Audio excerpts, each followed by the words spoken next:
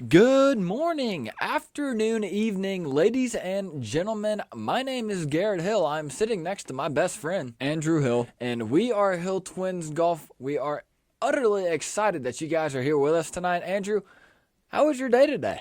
My day's been pretty good. It's been a pretty good Monday, I will say. Been pretty relaxing. We've been getting stuff done in terms of Hill Twins Golf. Check the Hill Twins Golf Instagram story here coming up so y'all can see what all we've been cooking. Garrett, how's your day been? Honestly, Andrew, just the same as you. My day has absolutely been incredible. Like Andrew said, we've been cooking up some great things. Shout out to Mr. Greg Larnard. Thank you for having us on today. ESPN 95.3, we are extremely appreciative of the opportunity. We're looking forward to the next time that we see you again, Greg. Whether it be in studio, on the golf course, no matter what, we're looking forward to the next time. It was an absolute awesome day. Thanks, Greg. Thank you for having us out there, Greg. It was an incredible experience. It was awesome to get to know you as well, and it sounds like our next time seeing each other will be on the golf course. Hill Twins Golf may be smacking you around a little bit. Can't lie. That's what it sounds like, Greg. Make sure you look out for me, okay? Like I told you today in studio, I'm quite the driver off the tee box. Don't put a 3-wood in my hand because the ball's going past yours. Andrew might beat you on the putting green, but nonetheless, it's going to be a ton of fun. Andrew, why don't we jump right in and tell the people what we're going to be covering today? We're going to be covering the John Deere Classic we had up there in Silvis, Illinois. It was a great tournament. Almost had some history being made on Sunday's final round. We're also going to get into a little bit of the LPGA U.S. Open we had this weekend at Pebble Beach. Awesome tournament. Some really cool shots pulled off by a couple of those ladies out there in California. We're also going to be covering our picks of the MLB Home Run Derby. But before we do that, we're going to get into a little bit of Wimbledon action. A little bit of tennis. What you say? Well, we're taking it over across the pond to London. We're going to talk about the guys playing tennis on the green grass. It's going to be a good time, and then we're going to close it out, give you guys our final thoughts on who is actually going to win the MLB All-Star Game up there in Seattle. It's going to be a fun-filled episode for episode 12. Andrew, like you like to say, let's make like a bunny rabbit and hop right into it, okay? What were we looking at up there this weekend in Silvis, Illinois, the John Deere Classic? How was it? It was an awesome tournament, guys. As we mentioned in our last episode, the par was 71, 35 out, and 36 in. And I will be the first to tell you, there were some happy vibes over here at this household because we had a fellow Georgia Bulldog in Sepp Straka win this golf tournament. We did indeed, and we also had a couple Georgia Bulldogs, well, particularly just one Georgia Bulldog in Brendan Todd, following up right behind Sepp Straka. So this weekend's golf tournament was really just a go dogs tournament, and it was really fun to watch. It really was. Andrew, how did Sepp play on Sunday? Sepp played lights out, and you could tell after his tee shot on hole number 1 that he was dialed in. Guys, he opens the par 4 first with a birdie, and things really take off from there. Next hole on the par 5 second, he goes, caw, caw, shoots an eagle on the par 5 second. That was awesome to see. On the par 3, on the third hole, par 3, he goes par. He goes birdie on the 4th, par on the 5th, birdie on the 6th, birdie on the 7th, which was a par 3 as well. He put one close. That flat stick was working all day. On 8, he goes par and headed into the clubhouse on the par 4 9th. He birdies. This guy was dialed into the clubhouse. He rounded out his front 9 with a 28. That is impressive. That is impressive indeed, guys. Like Andrew said, 28 through the front 9. It was absolutely incredible to see. On the back 9, he opens up. He makes like a Ford Escape. Shout out to me. That's a car, and he pars the par 5 10th hole, guys. What does he do on 11? He gets sturdy and gets a birdie, okay? On hole number 12, he goes birdie again. 13 birdie, 14 birdie. Couple car pars on 15, 16, and 17. At this point, guys, Sepp Straka is looking at a 59. Going into hole number 18, Andrew, he had a chance to shoot a 59. That's incredible. It does not happen very often on the PGA Tour. And it didn't happen on Sunday either, guys, as Sepp Straka fires one into the water on the left of the 18 green, and he double bogeys the hole, fires off a 6. He's into the clubhouse at 28, out in 34, guys. Sepp shoots a 62. 62. That is incredible golf. That is 9 under. He was 4 strokes back heading into Sunday, and he fires off a 62 to win the tournament. That was very, very impressive to see. He was unfortunately leaning left after that shot in the middle of the fairway on 18, was getting a little bit too, what's the word I'm looking for? He really wanted that 59. He really did. He was pin seeking, and unfortunately, he just hit a little bit too much of a right to left swinging draw.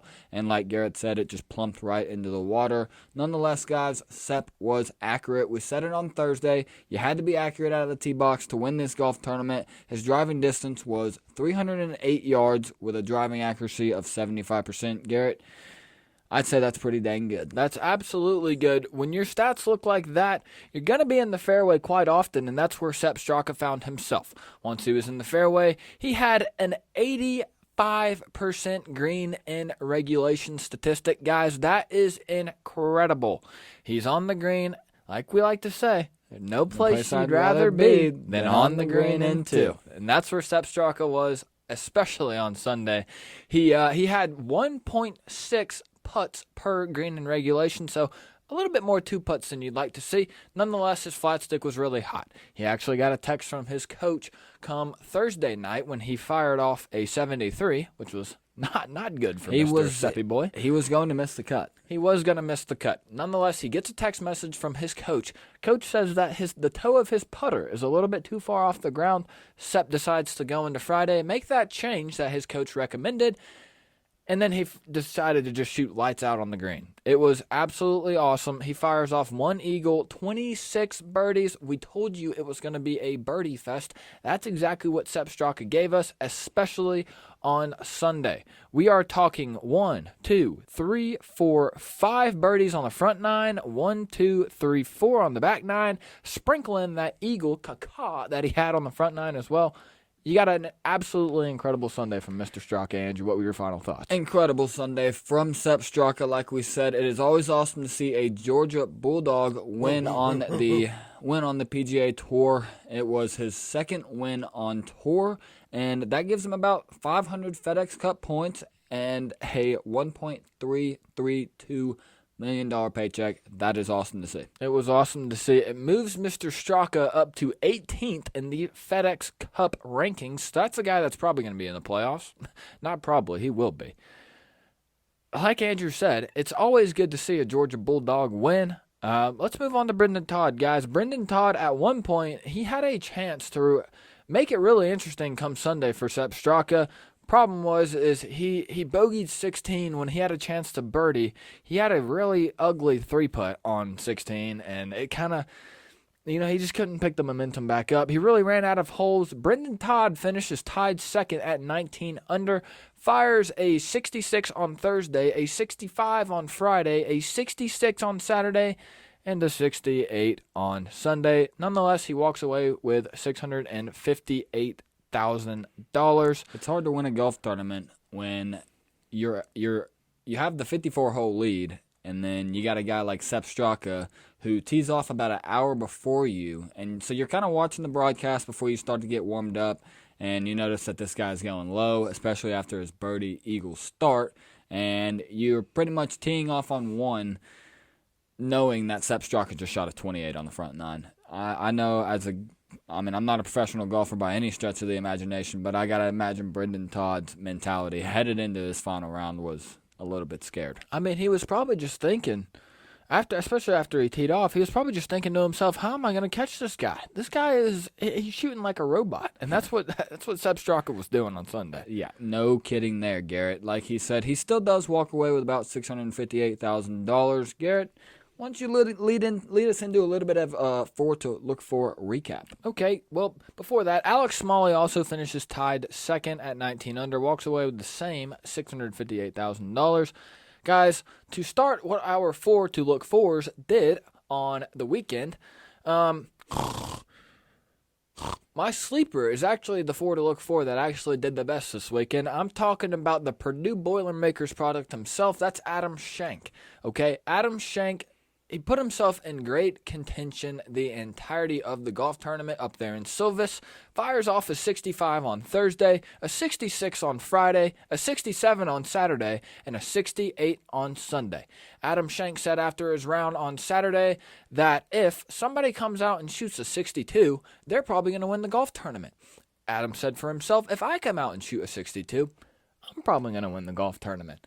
Well, Adam, it wasn't you that shot the 62, but you are correct in your statement. That was Sepp Straka that shot a 62. That was Sepp Straka that shot that 62. But like Garrett said, Adam was playing very consistent golf all weekend. And his scores were, as I'm seeing here, they were trending a little bit more on the upward side. Now, it was only by 1 stroke per day as he shot a 65, 66, 67, and 68. But he predicted it himself. If someone came out there and shot a 62, they were winning. They were winning. Again, that's what Sepp Straka did. The problem with Adam Schenk is he knew he was in contention. He actually said in that same Saturday post-round interview, that his game was going in the right direction. He enjoys playing golf where he puts himself in positions to win. That's what he did. The problem was come Sunday, he started off really slow. On the front 9, he goes par, par, par, par, par, par, par, par, and then he bogeys hole number 9. He's walking into the clubhouse 1 over at 36. Andrew finally got his footing underneath him, but what did he do on the back 9? Well, he needed to throw up a lot of birdies on the back 9. Unfortunately, it was a little bit too late. And on 10, he goes par on the par 5, 10th, which is a pretty gettable hole, as all those par 5s were, except for 17. On 11, he goes birdie. On 12, he goes par. On 13, he goes par. On 14, on the par 4, 14th, he goes birdie. Needed that. On 15, he goes par. On 16, he goes birdie. 17, he also birdies. Like I said, that one was a little bit tougher, but he birdies that one. At this point, he's playing golf like it's no one's business because he knows he's got to go low to have a chance at catching Sepp Straka. Unfortunately, was not able to do that as he walks into the clubhouse parring the par 4 18th. He was out in 36, in 32 for a final round 68. 3 under, that is. It was just a little too much too late for Mr. Adam Schenk. It was a little unfortunate to see a guy that we have talked about in the past, though, that did finish really high again this weekend. That is the Swede himself, Mr. Ludwig Aberg. Shout out to you. Texas Tech guns up. We'll see you in Rome on the Ryder Cup team. That's right. You heard it from me first. I truly believe that Ludwig Aberg will be under the wing of Mr. Luke Donald on the Ryder Cup team in Rome. After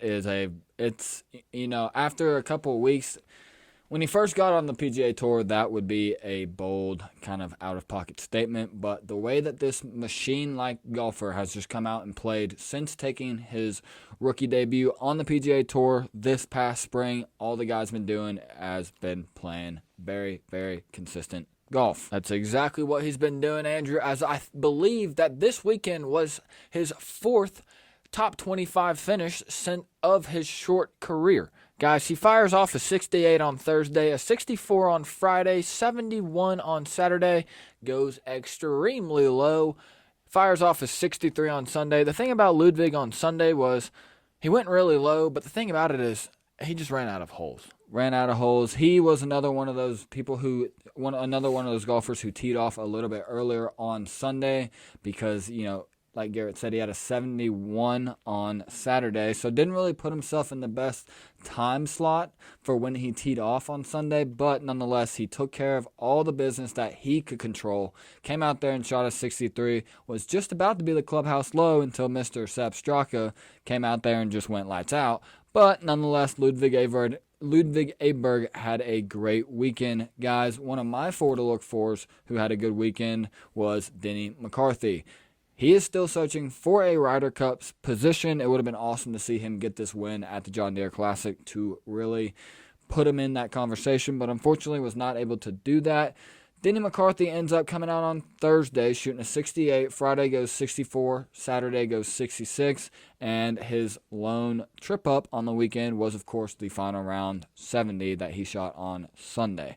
He opens up Sunday, goes birdie on the par 4 first. He goes par on the par 5 second. Unfortunately, trips up a little bit here on the par 3 third, bogeys the par 3 third.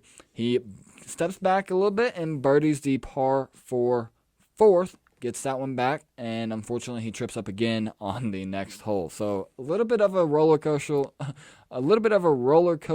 of emotions from Denny McCarthy. He bogeys the par 5 fourth and ends up going par on the rest of his front nine, 6, 7, 8, and 9. That being, he was out in 35. That's even par. Garrett, tell us a little bit about Denny's back nine. Twinkle, twinkle, little star. He gets a par on hole 10, 11, 12, and 13. Guys, that is a par 5, 4, 3, and 4.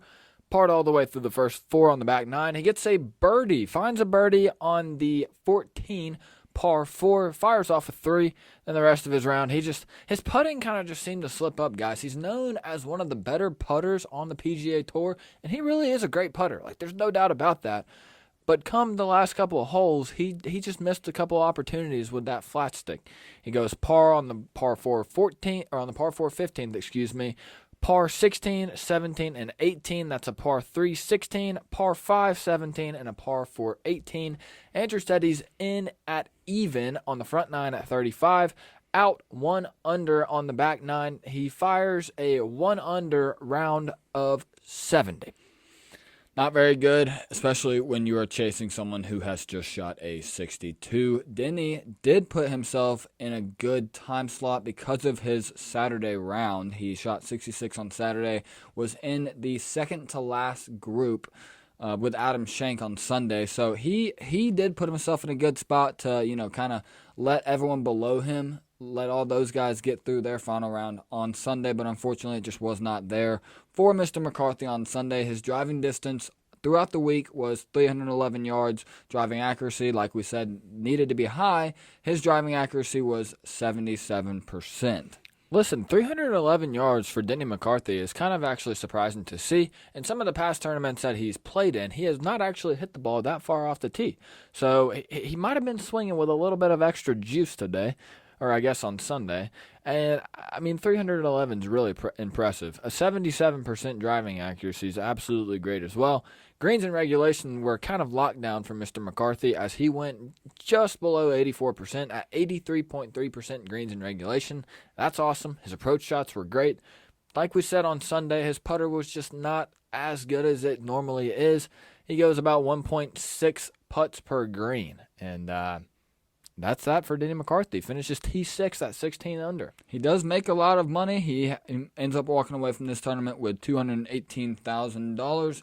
Right below him, we had JT Poston, who came out and he was our defending champion. He played pretty well, was kind of sluggish to start. He goes 3 under on Thursday. He shoots a 67 on Friday, 65 on Saturday. That was his low round of the week, and finishes with a 68 on Sunday. It was very interesting to see how JT, how Denny, and how Sepp were all going to play because... And Grayson. And Grayson, but because anyone who was following the media quickly found out that JT Poston had rented a, what they called, frat house for the week, where, in JT Poston's words, he said post rounds, their afternoons were fun. So it sounds playing like a lot of cards. Playing a lot of cards. I'd imagine there was a couple of brewskis flowing throughout and after their rounds. Maybe a couple dollar bills being gambled. Maybe a couple dollars being gambled. Nonetheless, guys, JT Poston finishes at T6 on the tournament. Also walks away with $218,000. That was good to see. If you're Denny McCarthy, another top 10 finish. I will eat my words there on Mr. JT Poston. I didn't expect him to finish top 10. That's exactly what he does with that T6 finish. Another one of my sleepers was Mr. Steven Jaeger. He didn't have one of the blow-up rounds that I was, telling all of the Hill Twins Golf faithful about, but he didn't have enough in the tank. He does go bogey-free on his final round Sunday, but he fires off a 68 on Thursday, a 69 on Friday, a 66 on Saturday. Good round, Mr. Steven. And then another 66 on Sunday for the Jaegermeister, guys. Hole 1, we're going to go through this quick. Hole 1's a par. Hole 2, he goes birdie. 3, 4, and 5, par, par, par. 6 is another birdie. 7, 8, 9, par, par, par. And then 33. Andrew, I'll just run through the back nine real quick on this one. Par 10 and 11, birdie 12, par 13, birdie 14, par 15 and 16, birdie 17, par 18. He was in 5 under today, or on Sunday, that is, excuse me. Walks away with $140,000, and it's a T13 for Steven Yeager, so his game was trending in the right direction. Just under Mr. Yeager, we got shout out to Jonas, not the brothers, but Mr. Jonas Blixt. Finishes T17th at 14 under. This was your round one leader after he fires off a 62 on Thursday, a 73 on Friday, completely slips up, a 65 on Saturday, and a 70 on Sunday. After that round one lead, guys, he just kind of fell off a little bit. You could say Jonas Blix's Friday and Sunday rounds, he was feeling a little blixed. It was. It sounds like he might have been blixed out a little bit. Andrew, tell us about the guy that you actually had winning this golf tournament outright. I'm not giving you any grief here because my tournament winner didn't make the cut. Andrew, what did our other Georgia Bulldog do? So if you guys listened to episode 11 last week, I had Russell Henley taking this tournament home, and unfortunately he did not do that. He finishes T35, walks away with $36,000. He opens his Thursday round with a 69, Friday 68, Saturday, he goes 1 under, but he shoots a 70. Guys, people were going low here. On Sunday, he goes 67, just not enough in the tank, kind of like Mr. Yeager. This will also be really, really quick for y'all. On the first hole, he pars, birdies second, par 3, pars the third hole, birdies 4, pars 5, birdies 6, par, 7, 8, and 9. He is out in 32. On the 10th hole, he pars, 11 par, 12 par, 13 par, 14 birdie. There's his lone birdie on the back nine there for y'all. As y'all could see, his round was probably feeling a little sluggish for Russell at that point. 15, 16, 17, and 18, par, par 4, par 3, par 5, par 4, respectively. He is out in 32, in 35 for a Sunday final round of 4 under. He was playing pretty well, solid golf, but unfortunately was not able to get it done. One person who finished right below him was Zach Johnson, our Ryder Cup captain for this upcoming fall. He opens up his round with a 72, so he's 1 over after the first day. Fires a low one of 66 on Friday, low one of 67 on Saturday, and he finishes his final round with a 69 on Sunday. He also walks away with $36,000. Awesome to see for Zach. It was awesome to see. If your name is Mr. Zach Johnson, one of my, we've already talked about 2 of my 4 to look fors. One of my other guys was Eric Cole. He finishes T42nd, fires off a 69 on Thursday, 67 on Friday, 68 Saturday, and 71 on Sunday. It just seemed like Eric just really couldn't get it going. He finishes 9 under, so he just didn't have enough birdies in the tank. So that does it. Well, I had Emiliano Grillo. I must eat my words here. He missed the cut. I don't even know what his score was, but he missed the cut. It wasn't great. Who were your other guys? Well, Garrett, I will say you should feel good about yourself because you went 3 for 4 on golfers who made the cut out of your 4 to look for. Unfortunately, I cannot say the same. My other 2 4 to look fors were Zach Blair. I said on last week's episode he needed to play good golf to even be in the conversation of FedEx Cup playoffs at the end of the year. He missed the cut. So that's me eating my words for Mr. Blair. Another person who I will eat my words for is Taylor Moore. Unfortunately, he also missed the cut. So I go 2 for 4 on my 4 to look for. On the brighter side of things, guys, Sepp Straka does take home that beautiful John Deere Classic trophy, the one with the deer hopping out. It was great to see from Mr. Sepp Straka, as we do share something in common, not just Georgia Bulldogs fans, not just Atlanta Braves fans, but Mr. Sepp Straka is also a twin. Shout out to the twins out there. A couple other fun facts for Mr. Sepp. I know a lot of people at home rock the iPhones for their communication devices. Sepp Straka does not. He actually rocks a flip phone. So, Sepp, I'll be honest with you. Get the touchscreen. Get the iPhone. You made a lot of money this weekend. You've got enough to do it, so you might as well, okay? The Austria product had a great weekend. It was incredible to see. But one thing that I don't like seeing as much, Sepp, I hear you're a big Diet Coke nerd. I'm not the biggest Diet Coke nerd. Andrew, you like Diet Coke? I don't like any soft drinks, actually. Me Which either. can kind of be, they may come off as a bold take, but Nope. I'd like to thank my parents for that one, for keeping me away from soft drinks as I was growing up. Me as well. Nonetheless, we do like carbonation, but we won't get into that. Guys, something we will get into is Allisen Corpuz winning her first LPGA Tour event and her first major championship on the women's side. That was awesome to see. It was awesome to see. Her rookie year was 2022. The USC Trojan product, Fight On. However, you guys really choked against Utah in the Pac-12 championship, or else Georgia Bulldogs would have seen you in the playoffs. I think it That would would have been fun. It would have been a fun one. Nonetheless, they delivered on the Ohio State-Georgia game. It was awesome to see. Again, Fight On for Mrs. Allisen Corpuz. You are the U.S. Open Women's Champion this year. It was absolutely great to see for the Hawaiian native. Allison came out playing incredibly well, guys. She is still pretty young, so this is just the beginning of her LPGA Tour career. She is 25 years old. On Thursday, she comes out and shoots a 69, 3-under. Like we mentioned at the top of the show, this was played at Pebble Beach Golf Links, where the par is 72. A beautiful course. Garrett just mentioned that she is from Hawaii, and I believe when she got there, I think she got there on Tuesday of last week, may have been Monday. Correct me if I'm wrong, Allison, if you're listening. That'd be awesome if you were. But when she did get there, she said she felt right at home. Reminded her of the courses in Hawaii, so you had to feel like Allisen Corpuz was right at home walking to Pebble Beach. She looked really good this weekend. Like Andrew said, her only real slip-ups were on Friday and Saturday, where she shot still a 2-under 70 on Friday, a 71 1-under, and she just put herself in great contention to have a good round come Sunday, and that's exactly what she did. She held her composure in very, very well come the final holes, those daunting holes, especially the tee shot on 18th. She whips out her driver, which a lot of people might have thought was a questionable decision, as it would have been easy to lose the golf tournament there, but she didn't necessarily have to win it, as she was already a couple strokes ahead of Mrs. Charlie Hull. Allison puts her tee shot on 18 just right in the center of the fairway, just left of that tree. It was great to see.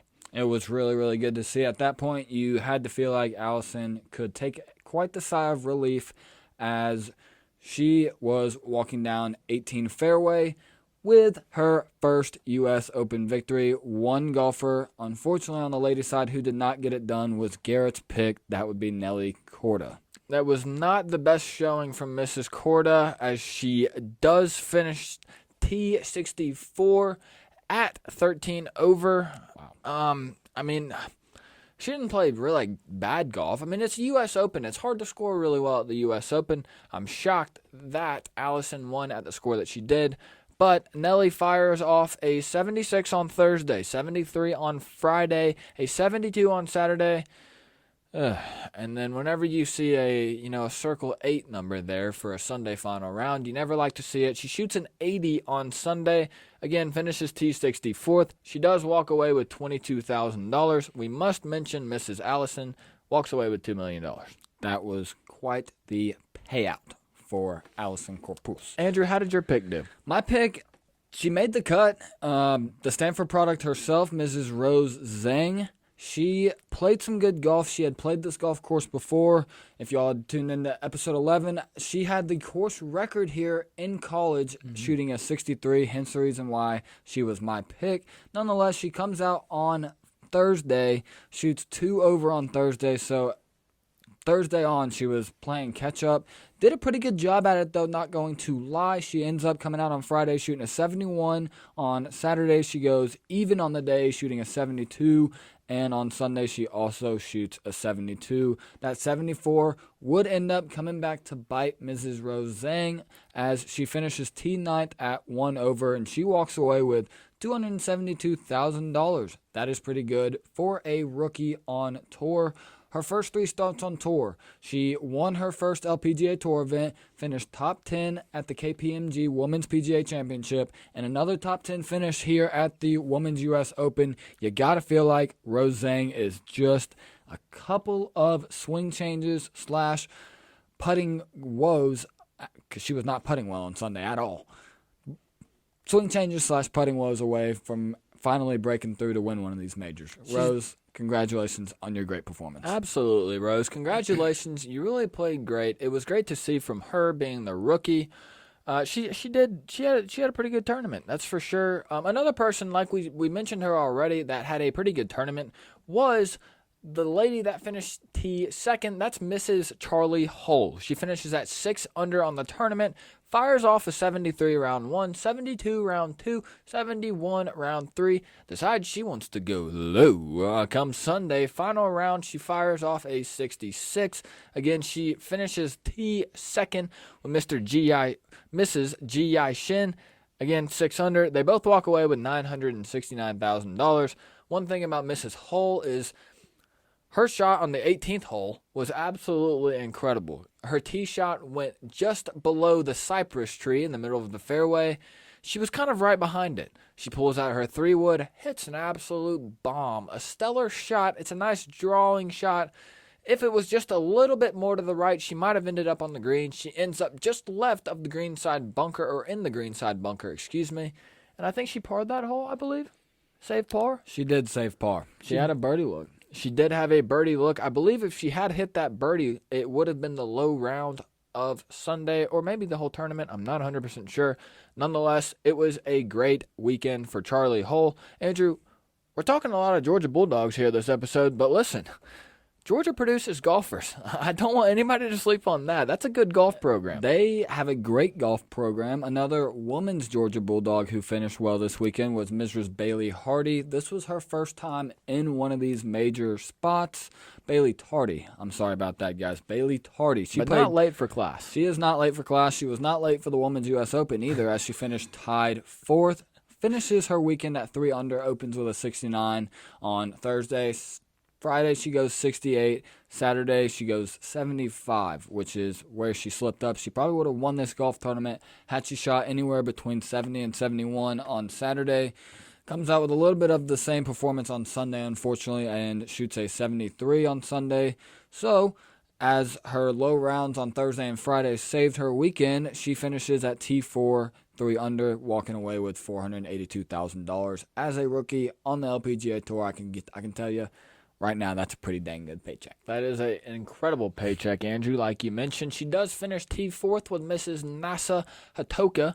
That was a woman that just, she couldn't, her flat stick on Sunday was just not the best. But Nasa had a pretty good weekend as well. Again, finishes the tournament 3 under. The Women's U.S. Open at Pebble Beach for the first time ever with an $11 million purse, the highest purse in the LPGA history. It was a great tournament. It really delivered. Shout out to Mrs. Allison. You were a lot of fun to watch. You really, truly were. We've still got a ton of stuff going on over here at Hill Twins Golf. We have the 500 follower Instagram giveaway.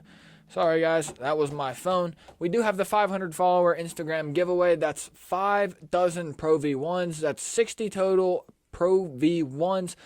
Andrew, we say this every single time, but that's a bag upgrade, isn't it? It sure is a bag upgrade, guys. Y'all need to make sure y'all are getting entered into the Pro V1 giveaway.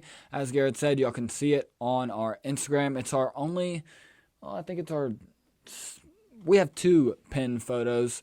That's one of them. We're at about, what, 280 followers? Yeah, we are around 280. We're halfway there. We're a little bit more than halfway. We're getting close. Like Bon Jovi once said, and we're halfway there. Like Mr. Jovi once said. Bon. Guys, we're going to hop right into the Wimbledon coverage that we had today. Today is Monday, July 10th, so we're just going to go through a couple of those matches that we had in the beautiful city of London, country, England. It was great. We have been following the Wimbledon tournament. We love Wimbledon. Our father, shout out Larry, he's actually been to Wimbledon before. I believe he loved it. I believe he did. So it's always a beautiful tournament that they hold over there in London, England. Guys, we had the 4th round men's single is what we're really going to be talking about. We had, listen, we also must say, please forgive us on any mispronunciations. These guys are foreign. They are foreign, but if we give any tennis names out there, if these people happen to be listening themselves, drop a comment below. Tell me how to pronounce your name. It'd be great. Anyways, in the 4th round, we had Jiri Lehecka versus Daniil Medvedev. Again, I'm sorry if I got that wrong. I believe Daniil, the 3 seed, wins against Jiri. Andrew, we had an American play as well. Who do we have? We had Christopher Eubanks, Georgia Tech product. You got the easy pronunciation. Christopher Eubanks graduated from Georgia Tech a couple years ago. This is his, I believe this is his first or second time on a spotlight like this at Wimbledon. He was playing Stefanos Tsitsipas. Stefano Tsitsipas from Greece, who was a 5 seed. This one was a very, very close tennis match as it ends up going the distance. Stefanos gets the first set. Christopher Eubanks ends up coming back and winning the second set 7-6. Stefanos comes back and wins the third set 6-3. And Christopher Eubanks really took over the match after this on its back burners. Ends up beating Stefanos 6-4, 6-4 in the 4th and 5th sets. That'd be Christopher Eubanks upsetting a 5 seed at Wimbledon. American, that's always great to see. That is great to see. In the other portion of the bracket, we had the number 2 seed, and is he from Serbia? Mm-hmm. The Serbian himself, Mr. Novak Djokovic, one of the better players in the world, as you probably know, ever indeed. He was going up against Hubert Hurkacz from, I guess that's Poland, isn't that? That would be Poland. Poland indeed. We had the Serbian versus the Poland, the 17th seed, and Hubert falls just short against the Serbian number 2 seed Novak Djokovic, as Novak wins the first and second set, both in tiebreakers. He wins them 7-6, 8-6 actually on both of the tiebreakers. Like identical twins, which we aren't, they did the same thing on the first 2 sets. Come the third set, Hubert gets one back, wins the set 7-5, and then Novak closes out the match in the 4th set, winning it 6-4. Andrew, take us to the other match. To the other match, we had Grigor Dimitrov playing Holger Rune in a 6 versus 21 seeding, that is. In the 4th round, Holger ends up coming out a little bit sluggish here, guys. Dimitrov ends up winning the first set 6-3, and Holger bounces back a little bit better in the second set as he wins in a tiebreaker 7-6. In the tiebreaker, Holger wins 8-6. The third set ends up going to a tiebreaker as well, where Holger Rune gets another set in hand at 7-6. In that tiebreaker, Rune wins 7-4. And Holger Rune ends up walking down Grigor Dimitrov in that 4th set, winning that one 6-3 to advance to the quarterfinals. That was your Wimbledon coverage for Monday. Garrett, take us into, I'm sorry, I almost forgot about our number 1 seed, Mr. Carlos Alcaraz. The Spaniard himself, Mr. Carlos Alcaraz, as Andrew said, he is the number 1 seed. He went up today against the Italian and Matteo Berrettini. Matteo actually wins the first set 6-3 against Carlos. Carlos really took control in the 2nd, 3rd, and 4th set as he wins all 3 of them 6-3. It was a little shaky start for Mr. Alcaraz, but he got his feet underneath him. He's been having those as of late in this tournament. He has. I believe he actually lost his last round matchup in the first set again, but then ended up winning throughout. Carlos has been playing some great tennis. It's been great to see, and we have some pretty fun quarterfinals matchups coming up for Wimbledon, don't we? We sure do, guys. They're going to be bright and early on July 11th. Our first one is at 9:30 a.m. That's going to be Yannick Sinner, the Italian, versus the Russian Mr. Roman Safulin.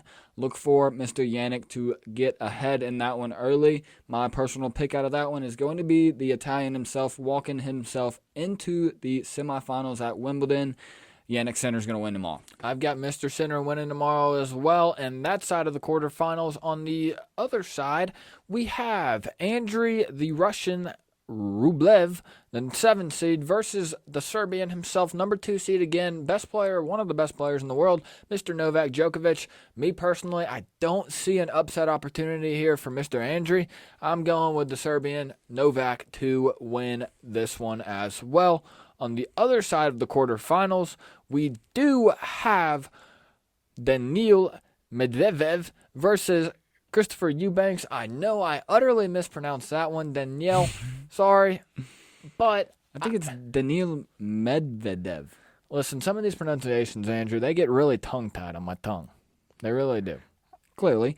In that one, we have Daniil Medvedev versus Christopher Eubanks, as Garrett said. In the other side of the quarterfinals, we have Carlos Alcaraz versus Holger Rune. Garrett, who takes Christopher versus Daniil? I have to pull with my guy, oh, say can you see, Mr. Christopher Eubanks. I'm growing with the American, rolling with him. I wish you were on home soil, but Cinderella. we can't. Cinderella, maybe indeed. Put on that glass slipper, Mr. Christopher. I'd love to see you win in the quarterfinals and beat Daniil. Andrew, what do you think of that match? I would also love to see Christopher win as well. Hopefully he can take that, which there hadn't been much, but hopefully he can take that Georgia Tech luck with him to the quarterfinals matchup that we have on July 12th. In the other side of the quarterfinals, like I said, we have Carlos Alcaraz versus Holger Rune. I think you did an incredible job on that pronunciation. That was awesome. That felt good. I think you did a perfect job on Holger's name. Holger Rune. I think you're doing a good job there, and you continue with the match. I'm gonna take Carlos Alcaraz, just outlasting Holger Rune. I think Carlos is going to drop the first set, a little bit of adversity. He's going to get the second set back. I think he's going to drop the third set, and I think he's going to win in 5 sets. What do you think, Garrett? I think the Spaniard gets it done. Carlos has just been playing some great tennis. I think, is this his first Wimbledon? I don't think it is. Played last year. Yeah, I think he did play last year as well. Nonetheless, he's very comfortable on that grass. Not Alcatraz, but Alcaraz is going to outlast Holger Rune there, and he is going to advance to the Wimbledon semifinals. Guys, we're about to hit one out of the park and switch over to the MLB, but make sure you're entered into the Hill Twins Golf Giveaway. Once we get to 500 followers, we're going to announce an absolute huge giveaway. We're not sure how many followers it'll take. Nonetheless, guys, it's going to be a huge giveaway. And we're going to love it. Hit it out of the park. What do we have coming up tonight at 8 p.m.? At 8 p.m., we have our home run derby, guys. I'm excited to see this one. In our 1 versus 8, so these are seeded 1 through 8, clearly. In our 1 versus 8, we've got the Chicago White Sox product himself, Mr. Luis Robert Jr., swinging against Mr. Adley Rutschman from the Baltimore Orioles. He is a great catcher for the Orioles. He is a 2 great versus catcher. 7. Andrew, who wins the 1 versus 8 matchup for you tonight? I think Robert Jr. has a little bit too much power for Adley Rutschman. I think Robert is going to go to the next round. I tend to agree with you, Andrew. In our 2 versus 7 matchup, we've got the New York Met himself, Mr. Pete Alonso, versus the number 7 seed, the Seattle Mariners hometown crowd favorite, Julio Rodriguez. Listen, Pete Alonso, he always hits the ball really well in the home run derby. He's won two of these things. He has won 2 of these things, so he's quite the dinger maker. Andrew, I know you're going to want to pick Julio. Is that who you're going to pick? I am going to pick Julio Rodriguez. I'm going to have to decipher against you. I'm going with Pete Alonso. I think his hot home run derby streak continues. I see Pete Alonso advancing. Andrew, tell us about the 3 versus 6. Well, let me backtrack here. I want to tell you why Julio Rodriguez is going to win against Pete Alonso. I'm happy to hear it. He did it last year, and Pete Alonso is coming off a little bit of an injury. I believe that was to his hand. That happened against the Atlanta Braves. Got absolutely beamed in the first inning. He was talking that talk, so you got to feel like the Braves pitchers were coming at him a little bit. Nonetheless, I think Julio Rodriguez is going to win that 2-7 matchup. Garrett asked me about my 3 and 6 matchup. We got our Los Angeles, not our. No. Not our. I do not like the Los Angeles Dodgers. In fact, Don't use the H word. There's a lot that I don't like in life, but there is not much more that I dislike more than Los Angeles Dodgers. Okay. Sorry. Sorry, guys. We got our center fielder Mookie Betts versus Vladimir Guerrero Jr. from the Toronto Blue Jays. In this spot, I think Mr. Vladimir Guerrero Jr. is going to upset Mookie Betts. And I don't really want to call this one an upset because Mookie is not the most powerful hitter. He even admitted that himself. I like Vladimir Guerrero Jr. taking this one home in the 3-6 matchup. Garrett, tell us about 4-5. Andrew, I may need some help of you reminding me which team these two guys play for, but in the 4-5 matchup, we have the 4 seed, Adolis Garcia, who plays for the Texas Rangers. The Texas Rangers product himself, going against the heavy-swinging Randy Arozarena, who plays for the Tampa Bay Rays. The Tampa Bay Rays. We've got 2 R's. That is the Texas Rangers and the Tampa Bay Rays. Andrew, I do believe that Adolis is going to get this one done for the Rangers. I really do. What do you think? I like Randy Arozarena in this spot. The guy is a confident hitter. He's going to be comfortable, and, this is an AL. The Rays are in the American League Division. The Seattle Mariners are as well, so you got to think the Mariners' home crowd is going to be cheering against Randy Arozarena. That being the reason why I like Arozarena in this spot. You like the underdog here, eh? I sure do. I actually have I think Luis Robert Jr., who is the 1 seed, is going to win in his first round matchup, but I'm picking the 7, 6, and 5 after that. Andrew, who is your outright winner to win this whole thing? I'm going the homegrown kid himself. It would be the 3rd time a home team hitter has won the home run derby. Bryce Harper did it, and I believe Barry Bonds did it back in '99. Fact check me on that one if I'm wrong, but I like Julio Rodriguez to take this home run derby home. Garrett, what about you? I think I have to go with the 6 seed, the Toronto Blue Jays product, Mr. Vladimir Guerrero Jr. Guy's just a big dude. If he can keep his stamina up throughout the entirety of this home run derby, I could see him walking away with the belt. I really could. Doesn't surprise me. It's a Andrew, pretty trophy, too. It is a pretty trophy. It's actually a very beautiful trophy. Andrew, coming up tomorrow at 8 p.m., we do have the All-Star game itself. That is the National League All-Star team, captained by Mr. Ronald Acuna Jr. versus Shohei Ohtani and the American League All-Star team. Andrew, who are you thinking is going to get this dub?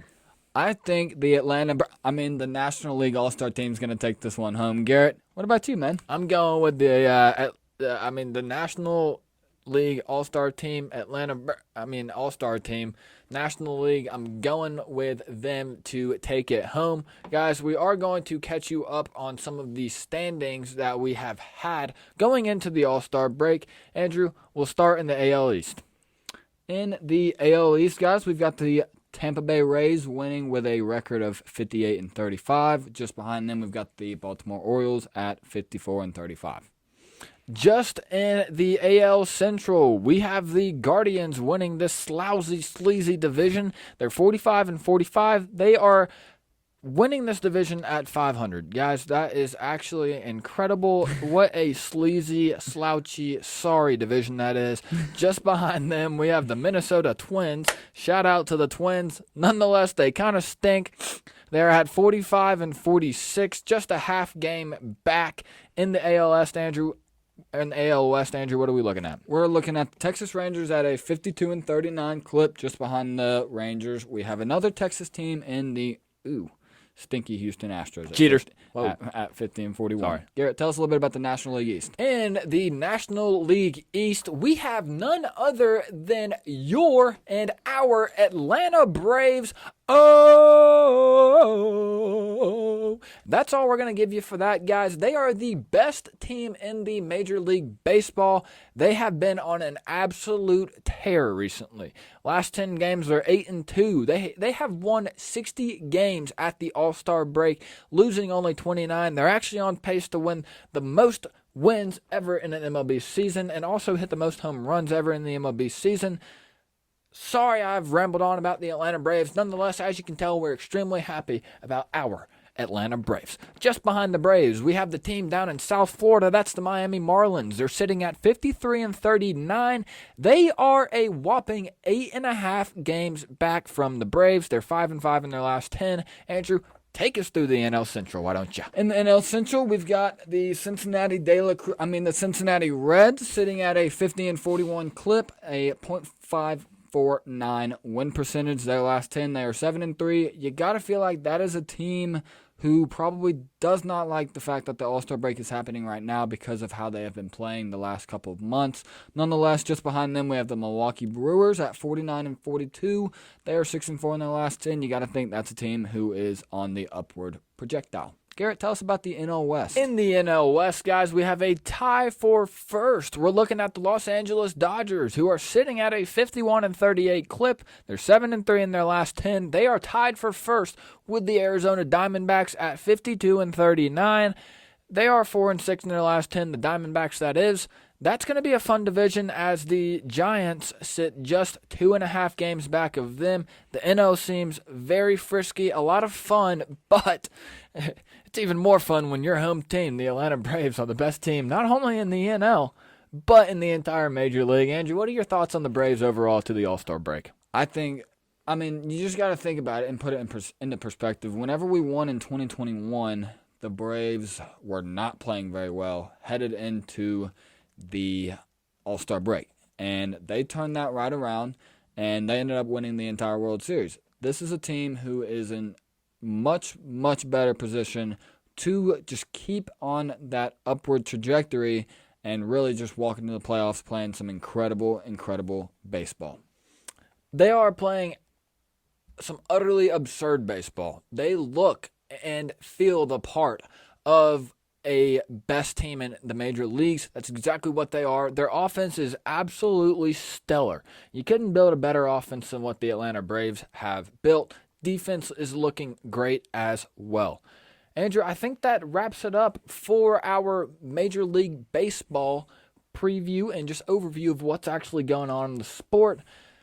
Let's make like a Christmas gift and wrap this thing up. What do you think? I'm game to do just that, guys. Be on the lookout for episode 13. It's going to be a filler one. There's going to be a full episode. There's a ton of golf that we're going to be covering in episode 13. We've got the Barbasol Championship next weekend. We've also got the Scottish Open. That's an elevated event. You're going to guarantee you that me and Garrett are going to be covering it for you. Tons of great golfers out there in Scotland. Yes. You talk about a field that is just absolutely loaded, and we can't wait to cover it for you. You got Scotty, you got Ricky, you get Victor Hovland, you get all of the top-tier names this weekend at the Scottish Open. Like Andrew said, we're utterly excited to cover it for you. Guys, my name is Garrett Hill. I am him. My name is Andrew Hill. I am him, and we are them. That's HillTwinsGolf. We're coming at you forever. That was an awesome episode, guys. Garrett, go ahead and hand Baby Yoda on over here. I got some words to say to that guy. Here comes a backflip, Baby Yoda. Oh, I dropped him a little bit. Backflip, Baby Yoda. Andrew, what do you got to say to him? Baby Yoda, I think we're just going to start taking you everywhere we go, man, because you seem to bring us a lot of good luck. Thank you for another great episode, man. I can't wait to see you covering all this beautiful golf we have coming up. Baby Yoda, it was a great episode indeed. Guys, that does it for Andrew, myself, Baby Yoda, and HillTwinsGolf on the day. Stay tuned for more content coming up from our ESPN interview today, and also more content coming for you guys with a loaded golf weekend. My name's Garrett Hill. I'm signing off. My name is Andrew Hill. I am signing off, guys. I wish nothing but the best for y'all. I hope y'all have a fantastic rest of y'all's Monday evening. Wishing y'all a great rest of y'all's week. As always, from myself and Garrett as well, it is peace and love forever and ever. We thank y'all for being along this journey with us, and we can't wait to see y'all very, very soon. Baby Yoda, see you at the camera. Bye. See y'all.